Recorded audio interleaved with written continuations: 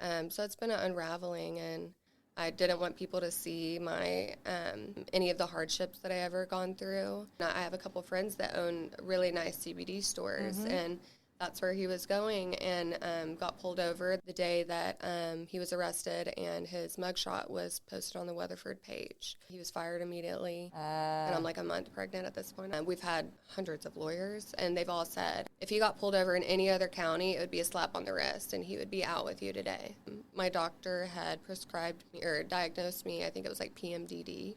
We're getting a call from police saying, hey, can you meet us at the station? We just think it's a big misunderstanding. And he puts him in handcuffs, and that was the last time that I saw him. Oh, my goodness. Hey there, welcome to the Mental Perk podcast. I'm Carla Hutcherson, licensed professional counselor. And I'm Brandy Mock, entrepreneur, author, and community leader. And we're here to talk about real people, real issues, and real talk. Today on Mental Perk, we sat down with Peri Rose, an unstoppable force in design, real estate, and resilience. Behind her sharp branding and polished success lies a story of deep struggle, childhood bullying, toxic relationships, workplace assault, and heartbreaking twist during what should have been the happiest moment in her life, when her partner was incarcerated the same day they heard her baby's heartbeat. Peri was thrust into solo motherhood and emotional survival. But through trauma, betrayal, and public judgment, she didn't just survive, she transformed. We're so excited to have you on the show. Welcome. We're so excited to have you. You I'm have so such excited. an amazing story. We're so looking forward to hearing about it. So talk to us about you, starting from when everything started from when you can remember to where we are now. So, again, it's been a very long journey. I feel like I could write a book. You probably should. Yeah. Or have That's a coming. podcast. That's coming next. I really wanted to do a blog just because there's so much. Yeah. There's so many learning lessons that have gotten me to this point, and have gotten me to this point to where I was able to understand the most recent issues, and to kind of understand, like, that was a card that I was dealt. And I almost knew, and try not to cry, immediately when he left or got picked up by the police, and it was the day that we confirmed the ultrasound and the pregnancy, I just knew that I had to move forward, and my normal self would have shut down. Unfortunately, with pregnancy, you can't just shut down. You don't have a choice. Can you take us back to, because you're saying you got picked up, can you let the guests kind of know what happened? What was the story there? I want to go back, though. Before we even go there, let's talk more about you first. Let's talk about probably what caused you to be the feisty Peri you are now, right? What caused you to get to where you are now? Because I think, honestly, you probably are realizing now your strengths you have now that you didn't realize you had, because had you not gone through what you went through growing up. So let's talk about a little bit of the bullying. Let's talk about all that, and then we'll get to... Absolutely. So, grew up Southern Baptist. Oh, Southern Baptist. Yeah. Southern Baptist. We know that here No in the drinking, South. no whole dancing. family, yeah. No drinking, no dancing. Drinking the Kool-Aid. Yeah. So my whole family was in the church. Okay. Everyone was either a teacher in the choir, a deacon, an usher. So I was raised in the Southern Baptist Church. And actually, I would have to say that the bullying actually probably started there. Really? I've written papers on it. And so if you're familiar with Southern Baptist, there's a lot of judgy. Oh, yeah. Just a little. Just a little. Just a tad. And just being a young girl, I was a tomboy. I didn't want to wear the poofy dresses. I was not down. And the elders just kind of came down hard on me, telling me, you can't wear that. And it might not have been a full-on bullying, but that was the intro to me realizing, or me thinking at the time, that I needed to please other people. Yes. So And especially where- coming from the Questioning church, yourself, too, yeah. though. Coming from the church Yeah, that's supposed to be lifting you up, not judging you. And they're supposed to be elders. They're supposed to know more. And so if I'm not doing this right, you're questioning yourself, which really affects your confidence. Absolutely. And then, so my parents split at a young age, so I was going to the church a lot with my grandparents. Okay. And then my great aunt and uncle and the whole other part of the family. But I would have to say that's where the judgment started. And then it kind of conflicted all of my views with the church. And I just wanted to shut down and be myself. And then so getting a little bit older, probably, and this is so sad, but just to know, like, because you see all these kids committing suicide these days, especially in the last couple months. Like, Yeah. and they're so young. They're like 10 or, Yes. and I remember a flashback to being like 10 or 11. And I would have, of course, older girls in school come down on me. And this is before even I was allowed to start dating or anything like that. So once I started dating, that's when it got messy, because then the older girls hit a lot harder. And, you know, they're young too. They don't know. And it's been a long journey to realize, like, because I know these girls still, and to see them as a different person, because I would hope people would see me as a different person and know that we changed. Sometimes that bullying is happening because of their insecurities. Yes. Absolutely. Yeah. Absolutely. And you don't know that at that age. You think it's you. You do. And so, so I remember getting 7th grade, so probably 12, 13. I got the carnations. Oh, yeah. You can sign it, get one from Yeah. your, And then bring it to your classroom. Secret admirer, Yeah. something like on Admirer. Valentine's. Yeah. Loved it. Yeah. I was loving the attention. Yeah. I loved attention growing up, just for my family, and we'll get into that in a little bit. But, but I got a carnation, and I remember her calling my name, and I was excited, and still a little shy. I wasn't fully fiery redhead. I was in people-pleasing mode. And the carnation said, "You're ugly, go kill yourself." Oh my goodness. But you don't know how many times that happens and these kids end up doing something because receiving a message like that. I mean, And you don't know what said, because I'm still telling my family things that have happened that I just had forgotten about and they didn't know about. So it's been a nice unraveling with my family and growing with them. But so it started with that carnation. I had stuff written on bathroom walls saying, "This is horrible." And I hadn't even kissed anyone yet. It said, "Peri Carr gave this dude that I had a crush on, was like super athletic, most popular guy, gave Aiden Broadwater head. It's on, or a blowjob. Head was not the word. A blowjob. Look on YouTube." It was not a thing, but it was written on every bathroom wall. We had, that girl ended up getting moved to a whole other school. thank goodness. Because of that, we were able to figure out who it was. And then the carnation, that was actually a girl that I ended up cheering with a year later. God, I love those co-cheer people. I'll tell you what. Were you able to forgive?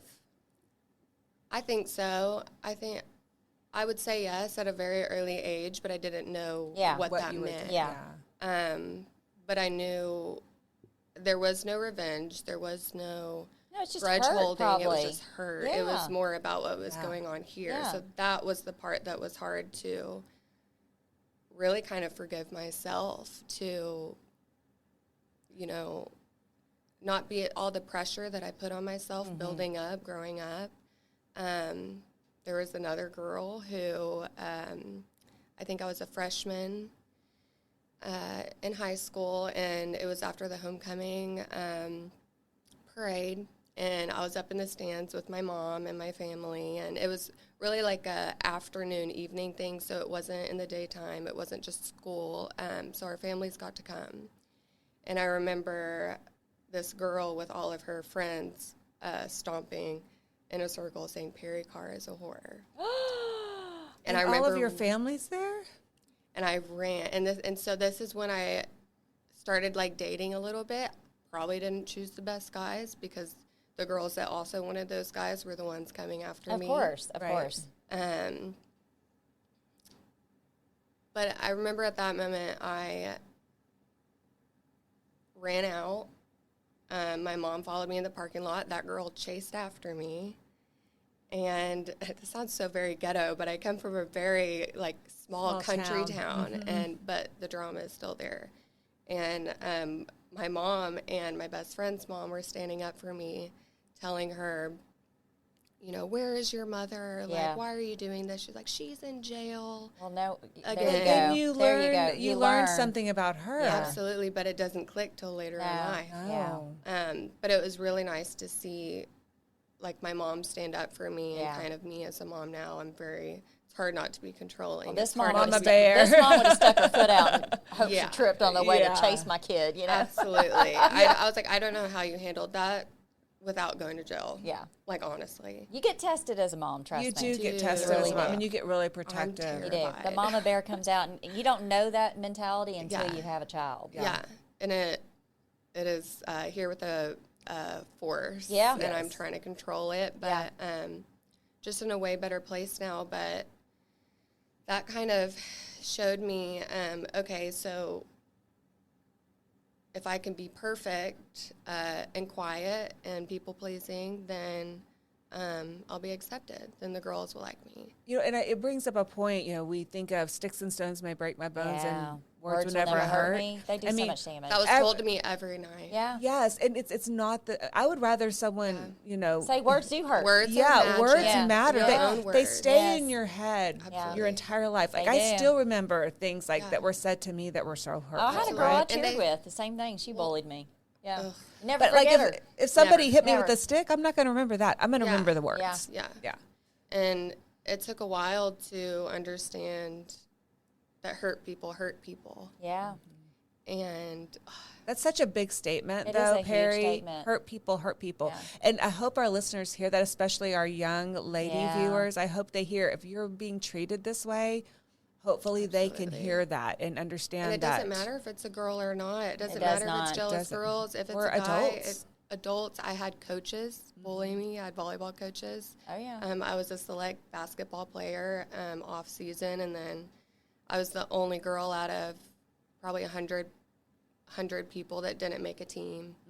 And that was really hard for my family because they course. knew what was going on at that point. And it was because my mom's cosmetology. She's at a hair salon.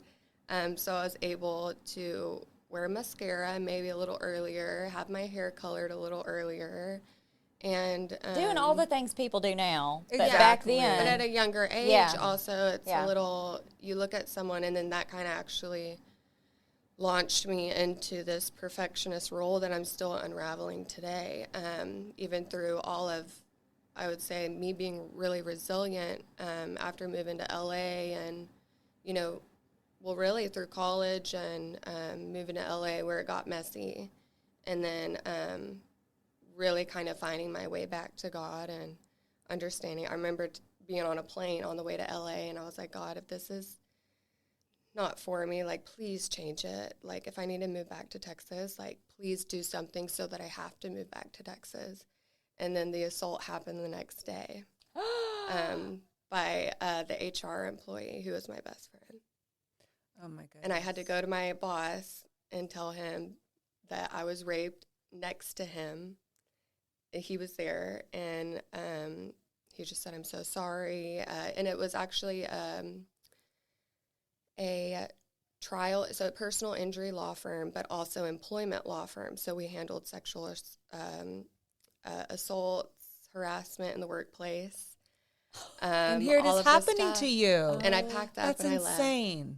So you're on the plane. I've got to go back. I'm hearing Yeah. all this. It's Yeah. like I'm trying to It's take a all this in. lot. It is It's a a lot. I'm lot. like, I'm hearing it, and I'm like I'm overwhelmed. trying to put, I'm like, how I was How are you going to stressed. articulate all this Yeah. in such a short time? But so you're on a plane, you're like having this convo with God, which I go back and say, there's, you know, certain ways we're raised. That seed was planted a long time ago for you to come back to Him, right? There's a difference Absolutely. between faith and religion, Yes. right? Mhm. Faith is So- our relationship with God, and religion is our relationship with all the other and people, that, right? that seed was planted a long time ago. So, you know, as Absolutely. strict as the Southern Baptists can be, that seed was planted to where you knew you could it have was a conversation internal. with someone. You could Mhm. have a conversation with someone. Yeah. So you're on the plane, you're going up there, and the next day this happens. And it's with a firm that represents people that get violated. Yeah. So how? So you tell insane. your boss this. Yeah, so I remember the guy saying, that's okay, we can tell him, but please just don't use the word rape.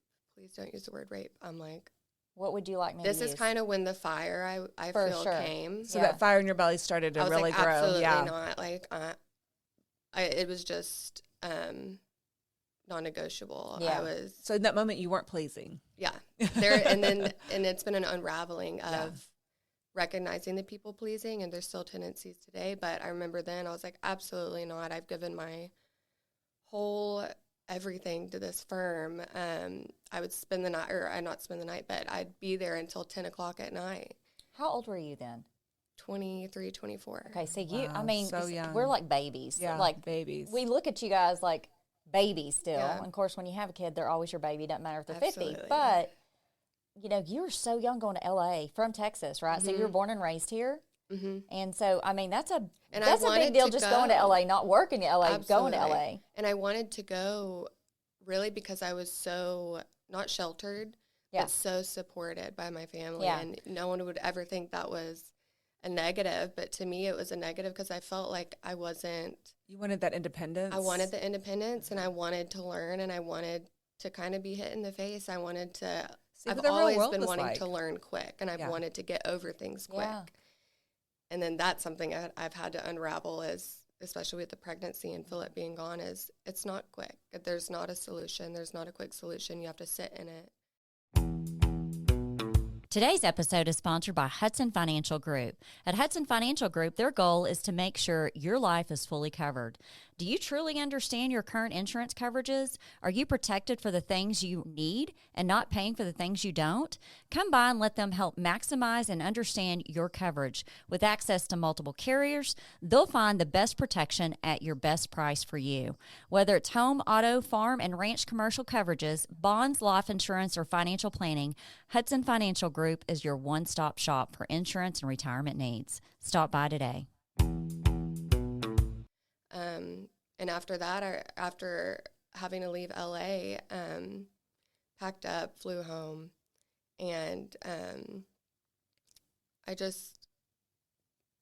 couldn't be that person anymore that wanted to please, and it didn't matter if I lost my job, which was huge because career had always been very big for me from an early point. I've been maybe not working, but doing marketing and you know, all the things up until that point, and I was just over it, and it was relieving, but also I didn't understand that I was still shutting down in some ways and kind of compartmentalizing it and not maybe asking the question as to maybe why I got myself in that situation, not saying that it was my fault by any means. Yeah, you didn't get yourself in that situation. Right. I even had the investigator call me and tell me that they talked to the rest of the firm, and they said they saw a photo of me that day, and I was wearing a revealing dress and kind of hinting like, well, okay, well, here's the deal. It doesn't matter if you're butt naked and you walk in a room. It doesn't give anybody the right to violate you, look at you foul. It does not. I get so sick of hearing people make those comments like, well, you invited that because of what you're wearing. Guess what? You didn't have to look. Yeah. You didn't have to look. And I was in modeling, so I was in modeling part-time also. Mm-hmm. And that's where things got messy is I was a very naive, my dad says, I was a little country mouse in a big city. And, again, people-pleasing. And I got in situations with photographers that I thought was normal and I thought was okay, and it's so not okay. And I want to shelter girls. Like, I want to let them know. And that's a big reason why I wanted to come today. Maybe just to mention, like, the impressionable girl or the impressionable child. And it doesn't have to be a baby. You know how they say, like, they're so impressionable, they're a sponge. You're still a sponge. Oh, for sure. I'm still kind of a sponge. I'm trying not to be. But teaching girls to listen to your gut feel. And if you are feeling uncomfortable, then this isn't a right situation. You have to get yourself out of that situation. And I didn't have that relationship with myself at that time. Yeah. I had only gotten that really maybe a year after I came home, and I was in a relationship and thought it was everything, and just, again, I was people-pleasing, and I wasn't myself. I was trying to be like a trophy because that's what he wanted me to be. And it was hard to not be a trophy because my whole life it's, you know, your parents, you don't want to ever blame your parents, but, you know, just building you up so much. Oh, you're so beautiful. You've got the world in the palm of your hands. You've got this.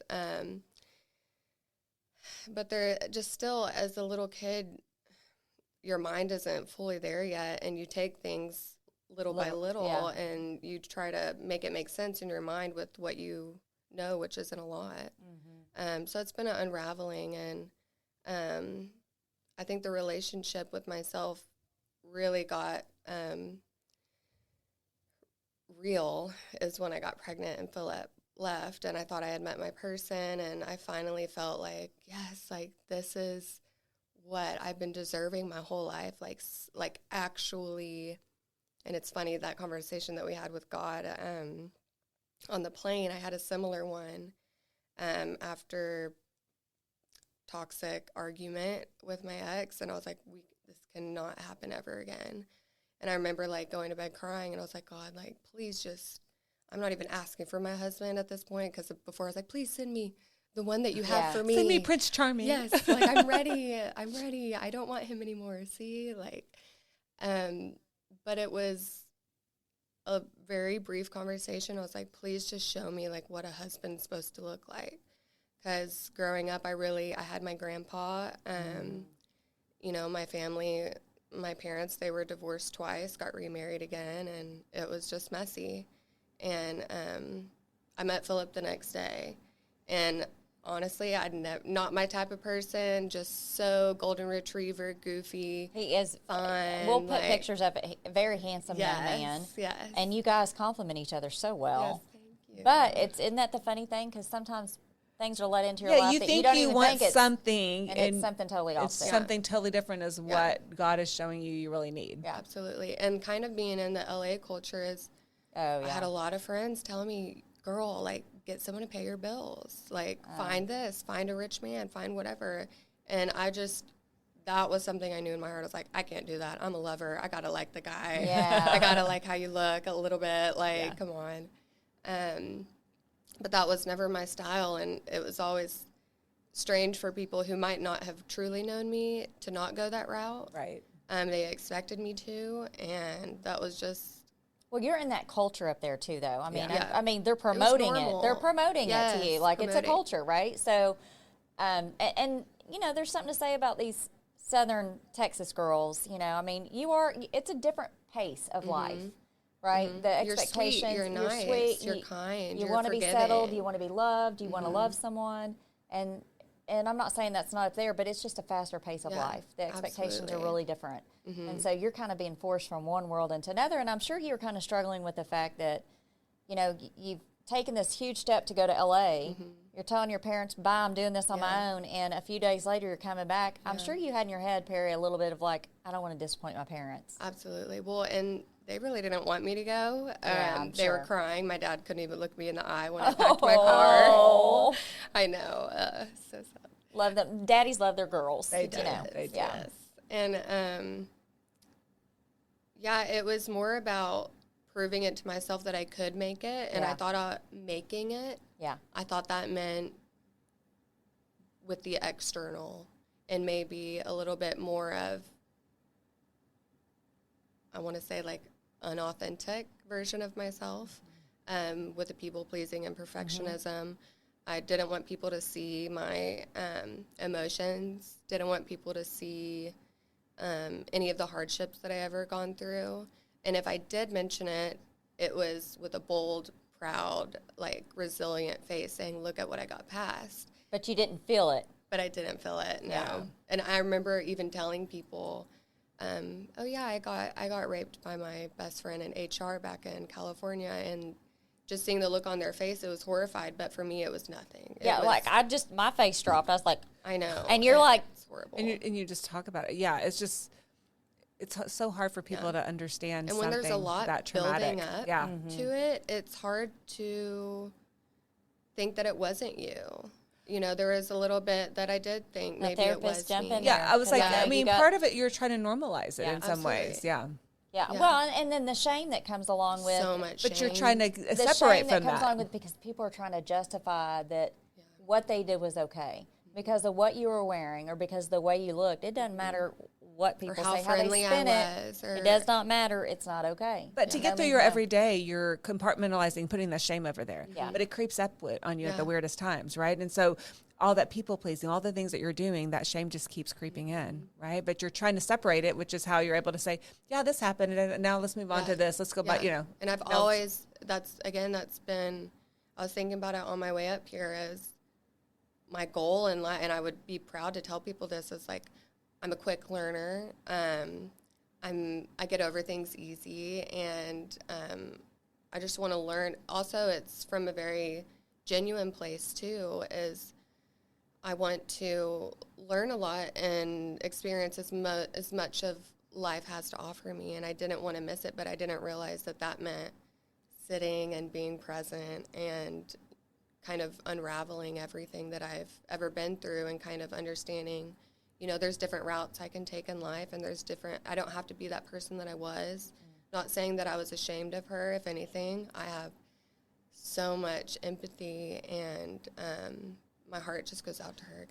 But Peri, a lot of things that happen in our past, as terrible as they are, they create who we are in the present. Absolutely. And so it's almost like you wouldn't be who you are today if you didn't experience those things. Mm-hmm. So it's not something to be ashamed of. Absolutely. That's been a big, being pregnant by myself, just feeling like I got robbed of everything. It just felt unfair, but there was also a voice in my head that told me I was built for this. Oh, yes. I was fixing to say that too, girl. I was built for this. Because let me tell you something. It takes someone special to walk through that journey alone. It takes a lot of commitment on your part. It takes a lot of commitment, but a lot of sacrifice, a lot of, and then, a lot of family. I know you've got a lot of family that loved and supported you.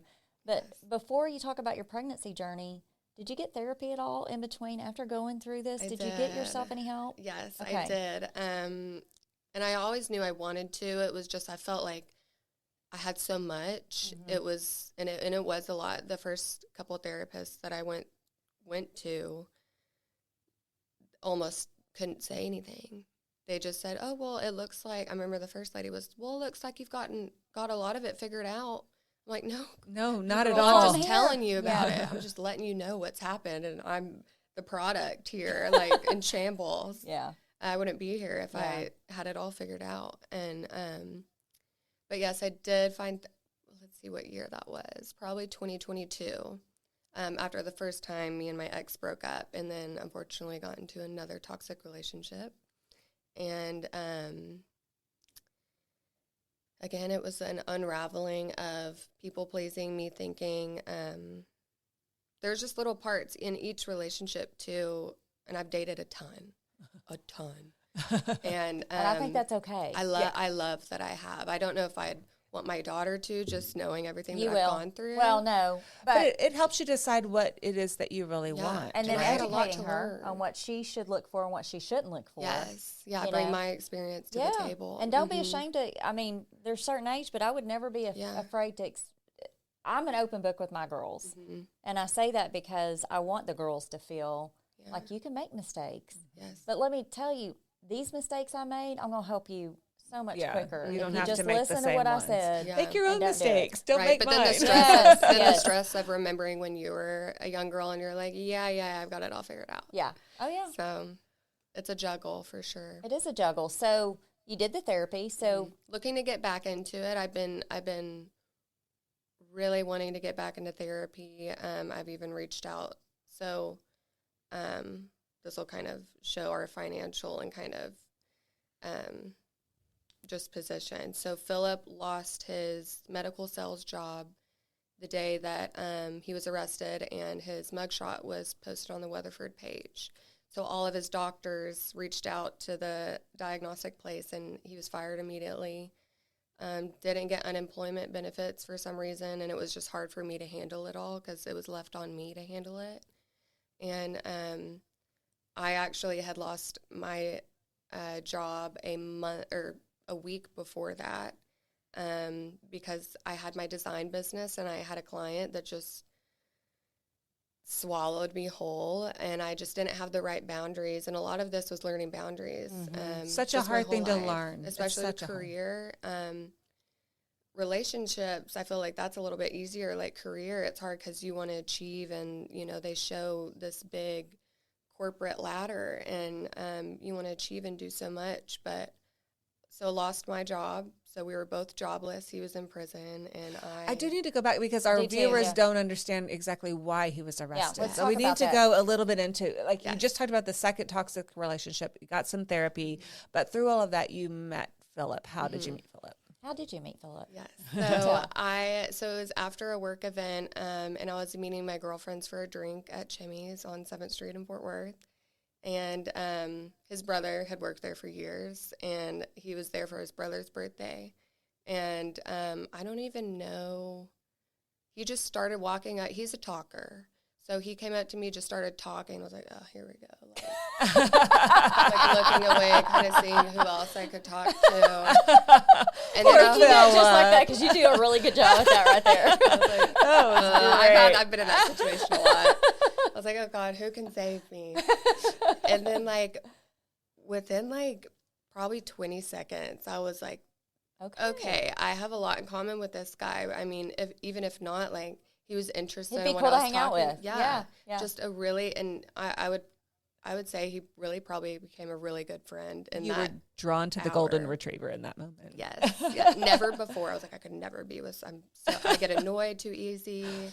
But really, he just kind of just showed me what a genuine person. He is so genuine, and his family is so genuine. And at first, I thought it was fake until I met his family, and then I was like, okay, this is real. Yeah. But, also, too, I think a lot of that plays in with how you're raised, right? Because I was raised in a hard thing, too, a hard life. Yeah.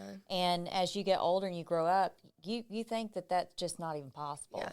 Like was it Joan Cleaver? The June Cleaver? June Cleaver, thank you. The June Cleaver. She's my backup here. Yes, I need one of those. I'm like, what's that word? I need it all the time. All the time. The older you get, the worse it is. But anyway. Yeah. But yeah, it's like that cookie cutter, and you're like, "There's no way. There's got it. You're almost." What's wrong with you? I'm always looking for something's about to fall. And that's and still there's really today. genuine people, good families out there, like you got experience too. Yes, that show you something. And really, and it took a minute, but I remember. So we stopped talking because I told him, I was like, "Hey, I just gotten a pretty bad breakup. Like, I'm actually just waiting for this guy to pull the trigger on the breakup." And I just told him I wasn't in a place to talk to someone like that. I said we could still be friends. We talked a lot of business. I was like, maybe like business friends, but just letting you know, like, I'm not really fully single right now, and I don't think I will be ready. So about a month later, that relationship had gone, and I was on a bachelorette trip, and we call him the Peach King. We call Philip the Peach King because so Weatherford's known for their peaches, right?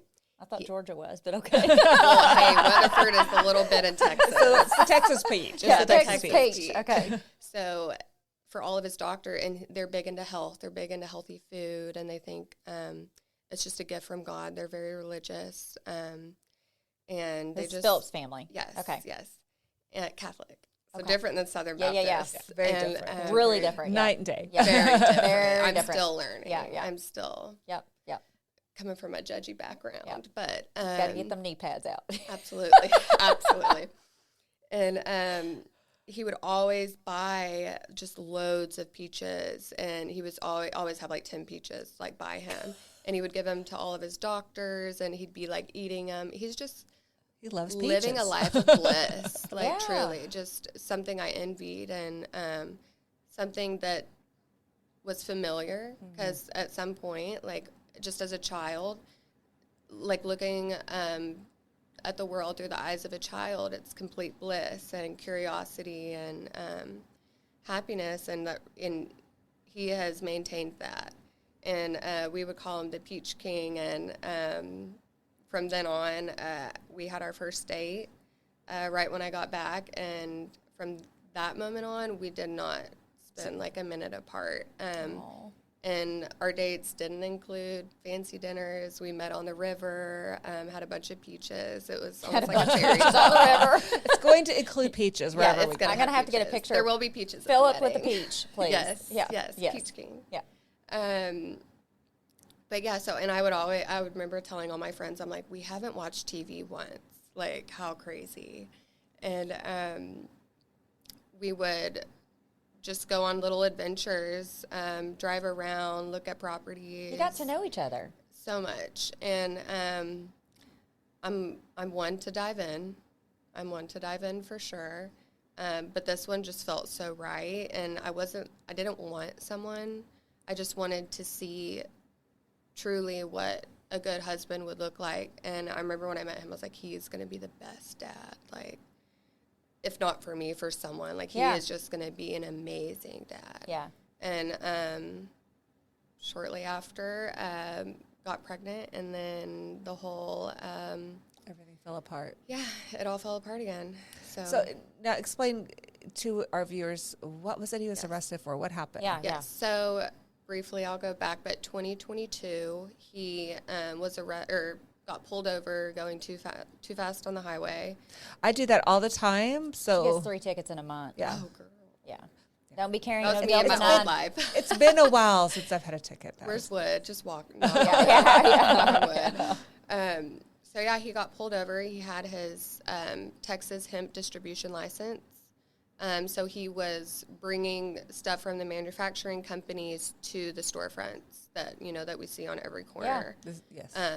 Some are sketchy, but some are really, really not. I have a couple friends that own really nice CBD stores, and that's where he was going, and got pulled over. They saw the product in his car. They're like, absolutely not. Took it all, tested it, and it tested too hot. And Philip would, just as anyone would think, they would think, oh, it's the manufacturer's fault. They should be held responsible for at least some of it. Right. He didn't. He ran. The manufacturer, we told him, he ran. He's nowhere to be found. We do know he's still selling his product. And on the label it says 3% Farm Bill Texas. What's the word? It's just within the bounds, so it's legal, or legal. And what we found out is it is legal to sell, not legal to have. So See, that's the gray laws. So, but again. how do you sell something legally? If you can't. But the person buying it is illegal. To this day, So I it makes don't zero understand. sense. To this day, I don't understand because the store, and that's just the gray laws. And when we say gray laws, it's up to interpretation to the cops and the police who are ever handling it in the jurisdiction and the counties. Like if it's a tougher county. So it was a really tough county. What county was this? George West. Okay. So it's South Texas. Okay. And they said, we've had hundreds of lawyers, and they've all said, if he got pulled over in any other county, it would be a slap on the wrist, and he would be out with you today. And I'm like a month pregnant at this point. I'm like, okay. So, and at that point, I was on a mission to get him out. I spent almost, maybe not every day, but probably like 5 hours of every day diving into either lawyers or getting together his parole book, showing these people that, he's not your guy. He's not a bad person. Here, let me go back. So we were dealing with that. So he got pulled over with that in 2022, and he was technically a felon. And so he was working on being appealed for that. And the lawyer that he had completely messed up and didn't submit any paperwork showing that he was licensed to have this stuff. And that didn't matter to them, again, because the gray laws. Right. So, again, the gray laws really screwed us. But so when I met him, he was telling me that he was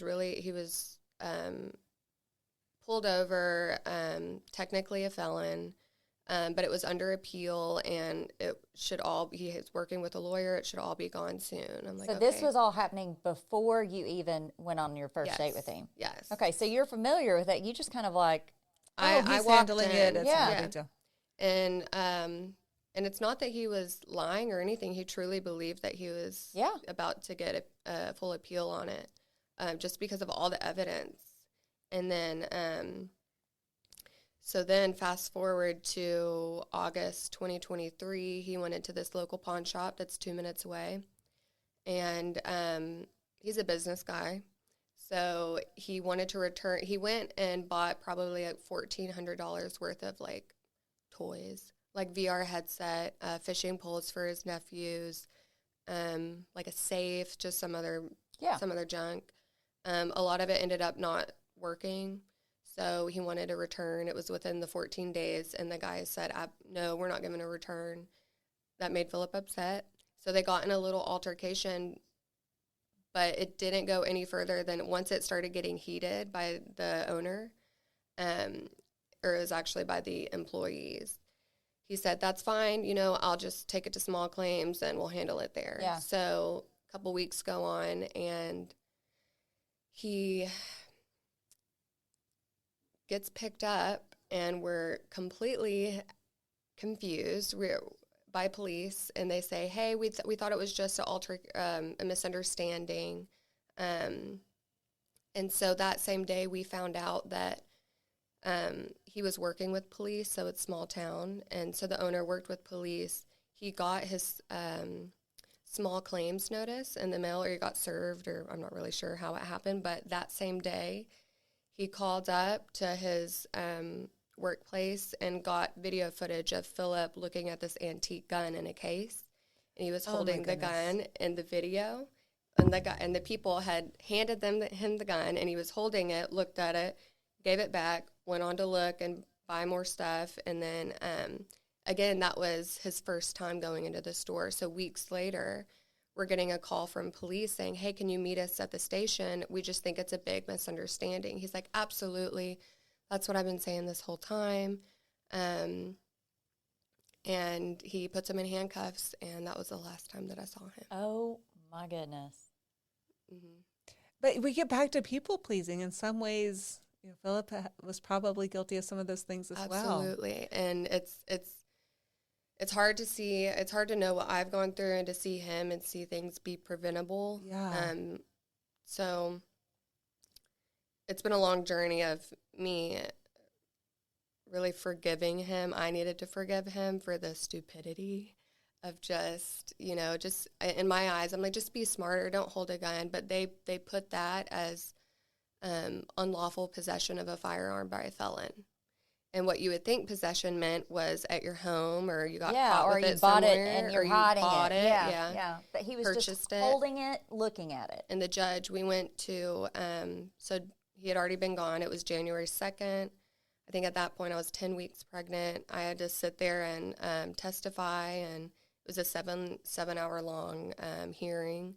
The pawn shop owner drove all the way there with an employee to say, this part's crazy. He said, I have never experienced this much trauma, if not more, than witnessing my father's homicide. And I just remember when I heard that, I was like, we're done. We're done. He's not going to get out. I could see the look on, and it didn't matter if I knew that he was lying, and he was just, because he told Philip he was going to ruin his life. It's on a body cam. And he did. Now, did that even get admitted to court? No. Yeah, see, and that's another thing. They don't. What's admissible and what's not admissible, I've never understood that, because it could be a deal breaker for the case. Oh, 100%. I don't get it. So there was technicalities that were overlooked the whole way through, and the judge just sat on the fact that he was holding a gun, and our lawyer told us after, we were all crying outside. It was horrible. And she's like, it's because it's up to her, and possession was holding. So that was possession. That was her way of viewing it, her perspective. So, and really at that point, I think up until that point, I say that I knew for sure, what my job was, and what I needed to do was stay and, have the baby and be the best mom that I could be and wait for Philip. And, but really I hadn't fully decided on that yet until January 2nd. After that hearing, I knew, because she hit the thing and she said 5 years. And we were all in shock. We had food. We had his clothes in the car. We thought we were taking him home that day. And so that was heartbreaking. It's almost like multiple heartbreaks over and over, and just kind of picking up the pieces. And you finally find your Prince Charming. Yeah. And you're dealing with this. So let me ask you a question, because I think some of the listeners may be wondering this. Did you ever think about terminating that pregnancy at all with everything you were going through? There was moments where I thought I couldn't do it, but it's hard to explain. So there's your mind and your head, probably ego, and I was like, I can't do this. like, God, I can't do this. But your heart's in a totally different place. And immediately, there was like a voice, or just either his voice or my own inner voice, and it was like, you're doing this. You got this. So I was, from January 2nd on the way home, like, I cried, but I mean, I knew what my job was. So it was a waiting game, and really, really just being alone with myself, because I have dated so much. You were forced. Yeah, I have dated so much. I have been put into many different career roles, career moves. And I like the fast pace, but this time it was my sitting season. And you were forced to get to know yourself for real. You were forced to spend time with yourself, because all of these other things, the quick pace, the jobs, the boyfriends, all of those things, that was a way to avoid really getting to know yourself. Yeah, and being still is scary. And I'd like to add this whole kind of perfectionist part of me, and, growing up seeing Victoria's Secret models, being like, oh, if I'm like her, nothing could be wrong. Yeah. Everything's going to be there for me, and everything will be right. There will be no problems. So that was my goal as a younger girl, just wanting to be that Victoria's Secret model, wanting to, like, make it big or feel so loved, like, so acknowledged. And being pregnant, I couldn't do those things that I would used to do that would help numb or kind of fill a void, whether it was for attention. I couldn't go. Back when I had a relationship fail, I'd be like, oh, okay, no problem. I'm going to go model and feel great about myself and work hard and do all these things. And I couldn't work. I was so sick. I could not work. I wasn't going out with friends. I wasn't partying. I wasn't doing anything. I couldn't really, in my mind, feel like I could make myself feel better with my looks like I would in the past, or use that as a tool. And I was just like, okay, I'm pregnant. Even if I did want to leave, like, it just, any thought process that went on in my head that was probably a thought process and programming from when I was younger, it was just shut down immediately by that same voice. And it's like, no, you got this. This is what you have to do. And I honestly was a little excited to kind of leave that part of me behind, because it's not fun to and I am a very aware person, so a lot of the times I knew it was wrong, and I knew this wasn't the way out. I knew that there was a more peaceful way out, more authentic way out, and I didn't really see that until when I was by myself in a house. Crazy how when you're forced to sit still, how you're forced to realize the pros and cons to your journey, right? Mm-hmm. And then having that baby, it takes out any of you, and it's all about that baby. It's all about him. Yeah. But you were almost forced to find your strengths. And even before you came in, we were talking about, what is confidence, and to really acknowledging your strengths, right? And you were forced to do that to be able to build the confidence you needed to take on this role. Absolutely. Yeah, it's been, again, a huge unraveling, and I'm thankful for it. And, again, like what you were mentioning earlier, I don't regret anything that I've done in the past or anything that has happened to me, because I know that it put me exactly where I'm supposed to be. And I've always wanted to share my story, but it really hasn't been done. It was premature. It was... you're still going through it, girl. You're still walking through it. It is not over. I don't think the journey ends until you're done. Yeah. Like, you're done, and right? Until you're in the ground. I talk about God sifting through. You talk about him sifting through and just... that diamond in the rough, right? And I do believe that we're like onions. There's layers coming back constantly, and sometimes that change happens when you have a baby. Yeah. Or when your baby gets to a certain age. Yeah. And you're like, holy cow, and make sure my kid didn't do what I did. I'm like, oh my gosh, okay, you're crawling. Yeah. Okay, a new version of Peri, Crazy Peri unlocked. Yeah. Like, yeah. Oh, that is a whole other thing. Yeah, thank God he is. So you're pregnant, and Philip's in jail. He's in prison. No, so he got released. Okay. So he got released on April 14th. Well, he's not now, I know, but he did. Yeah. How long did he do? A year and a half. Yeah, so you're pregnant the whole time. You gave birth while he was in prison. Yeah. Right. With the first child.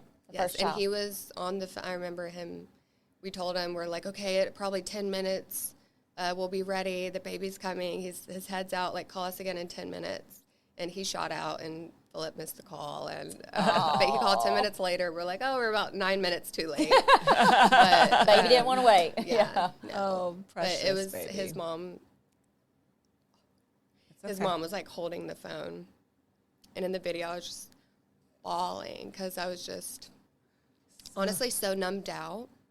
And again, too, like to go back on mental health, right before I met Philip, I felt like things were getting I just wasn't myself. The emotions had caught up to me over all the years. And my doctor had prescribed me or diagnosed me, I think it was like PMDD. Go ahead and say what that is. Go for it. I don't even know the full terminal. I know it's like menstrual disorder. Premenstrual dysphoria disorder. Yeah, so it's just a bad mix of hormones. Not a bad mix, just a big mix. And I got put on Prozac, and I've always been so sensitive with any medicine. I didn't want it. I've been putting it off for a long time, and then I had my gyno recommend me to it. Mm-hmm.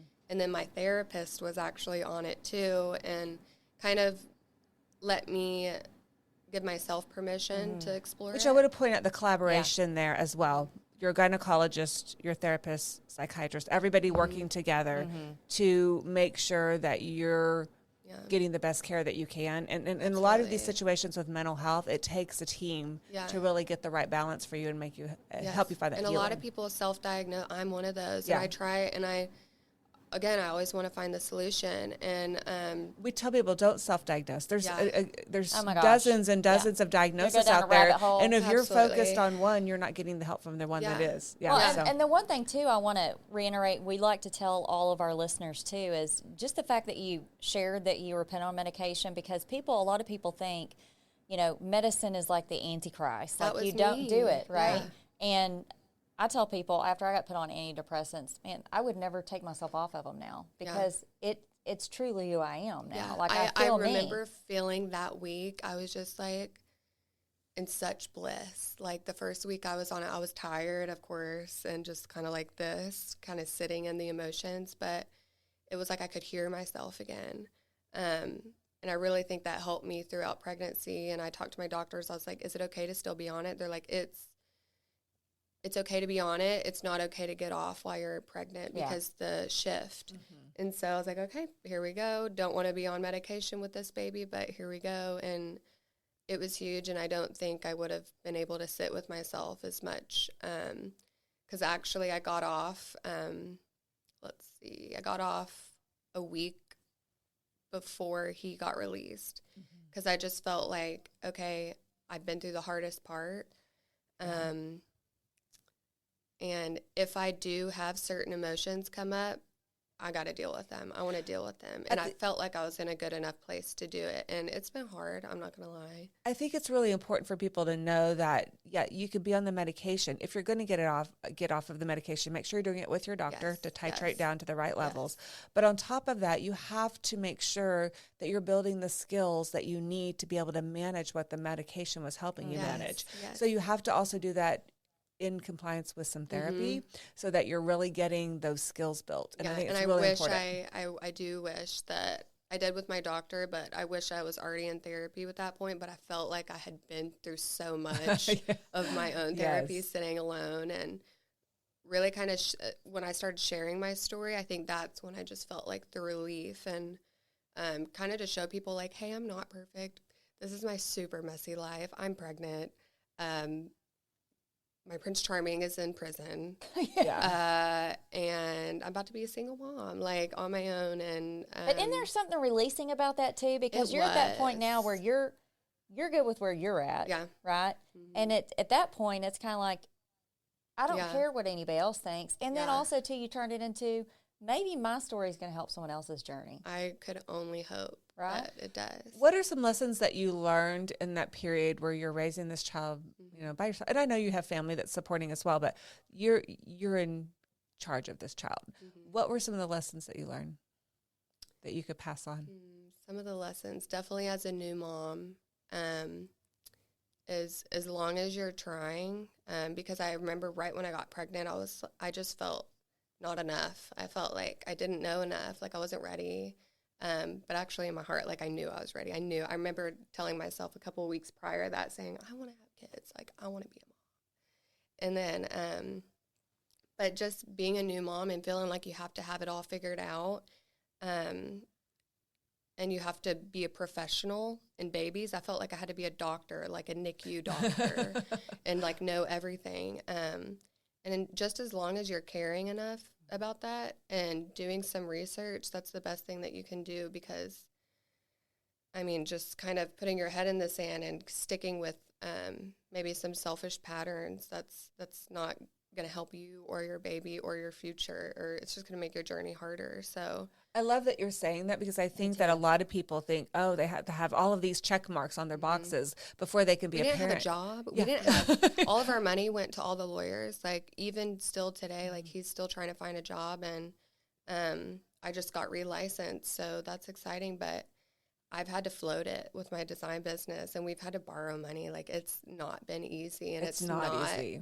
It's not like something, you know, proud to say that you've had to borrow money from your family just so that we got to keep our house, like so that we had a house to come home to. But we didn't have anything. So I had commitment as a mother, the love you have for your child, you can make it through those things. Yeah, absolutely. Yeah. The baby doesn't know the difference. You do make it through those things. Right? The baby has no idea how much money's in the bank. They don't know that. It's happening now. But again, you sharing the story, though, Peri's, there's so many people that are probably walking this exact journey, maybe not the exact situation, but the exact journey like you are. That it's says, like shedding yourself. She's doing it. Yeah. You can do it. So someone else can do it, right? There's a lot of young women faced with that decision of, can I be this child's mom, or do I have to do something else? Yeah. Right? They're faced with, so you're showing them that you have choices. Mm-hmm. You have choices. And I do, and I think a big lesson too is, and I'm so grateful that, again, like everything happened the way that it did, is because I had to stay home with baby. And while my other friends are having babies, you know, they're leaving them at 6 weeks, going back to work. And I got to stay there for a very long time and be with him, and just very blessed. Like just being with him those longer than the 6 months, I couldn't imagine handing my baby over to someone in the So making lemonade out of lemons. Yes, I'm in this situation, but the lemonade out of this is that I get to spend be there for those developmental milestones. And it was hard too, because I have kind of positioned myself as like this corporate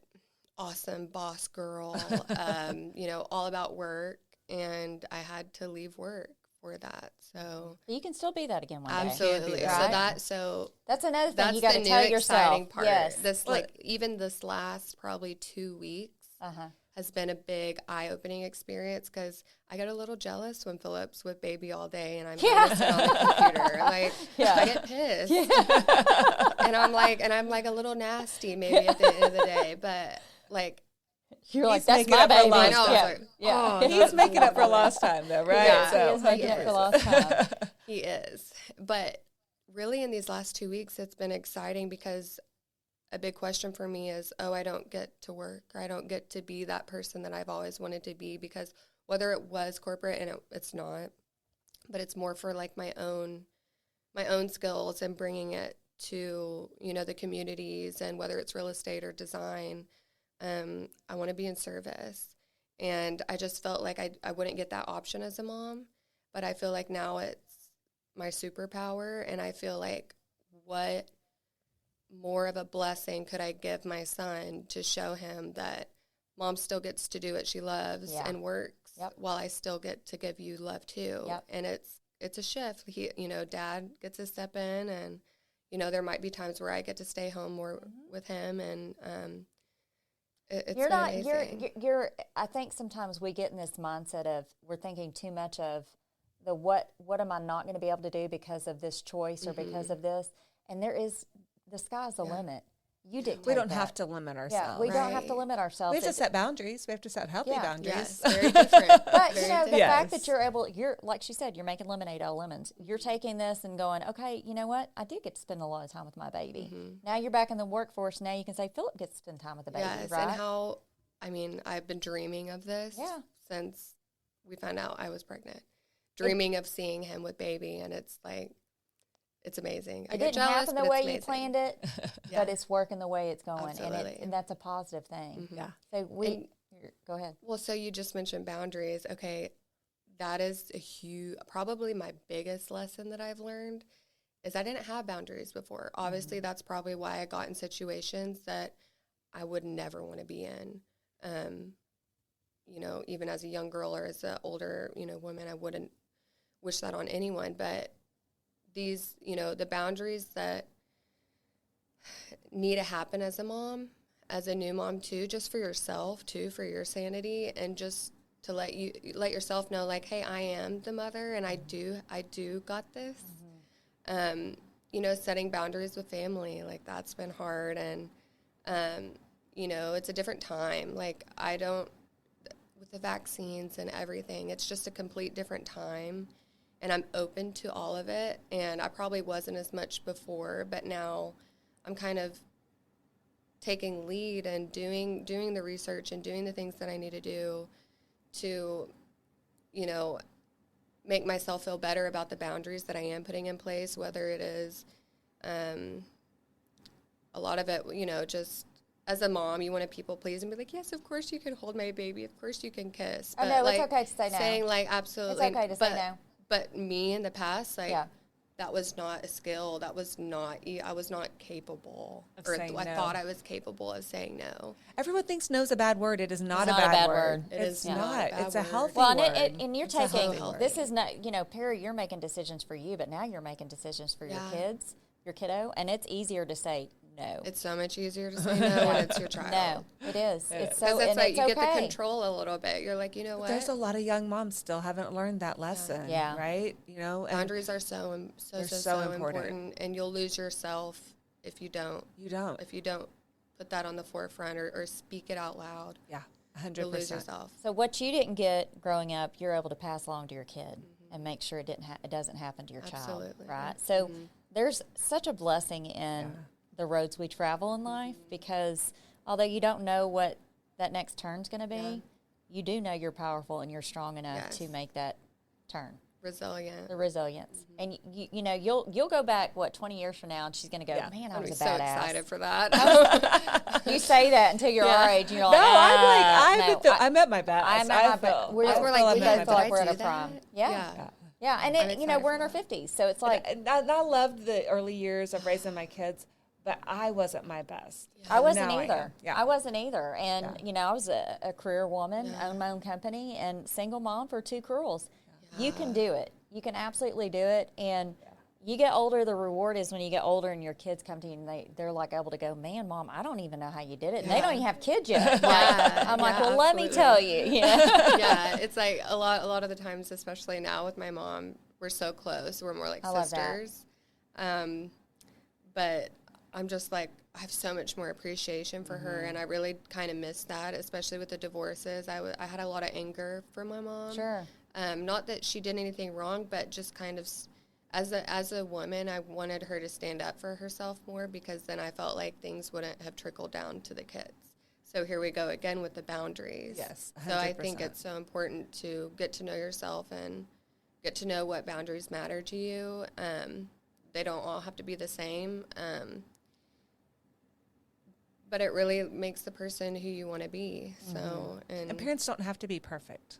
No. They just have to Oh be my humble. gosh. Absolutely. They have to be humble. You have to be able to let your kids know, like, I I made a screwed that up. mistake. Yeah, you know, I Yeah. messed that Made a up. Well, at first in therapy, it's kind of hard to talk about it, because it was a lot of breaking down, like, hidden anger I might have had for my family for things that just didn't go the way that, you know, the ideal family goes. And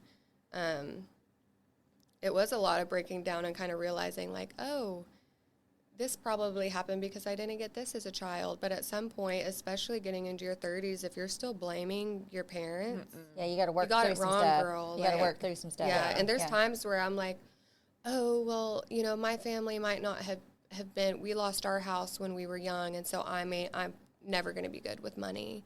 It's been hard to let go of that one, but it's not mine to hold. It's not yours to hold. That's right. Yeah.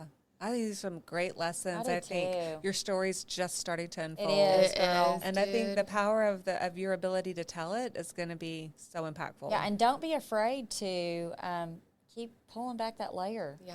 Because here's what we say in our business. We say if we can help one person, we've done our part. Yes. And I know your story is going to help. I mean, I came across you. I literally just prayed in the bathroom. I was like, God, if I can just be a blessing to one person through this, like, I noticed you, and I noticed you and your strength. I didn't know a lot about it. Well, I love the role model that you're going to be for a lot of other young women too. out there, and I think it's going to be priceless. What's one thing you want to walk away with the audience? What do you want to tell them?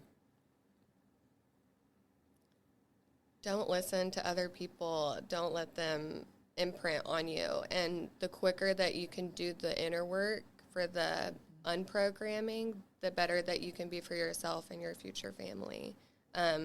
And a lot of, just like what I just said, is it's not yours to hold. The bullying, the rape,